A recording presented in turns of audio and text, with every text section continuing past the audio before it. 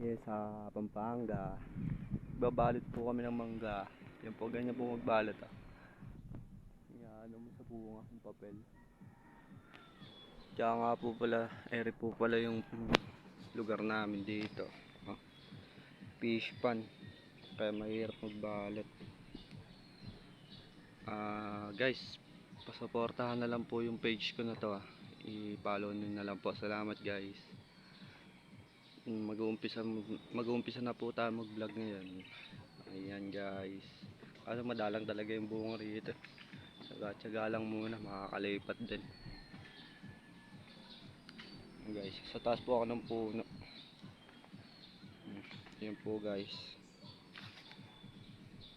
Dito na lang po yung ating video. Nag-video lang po ako. Thank you guys. Paki-follow na lang po.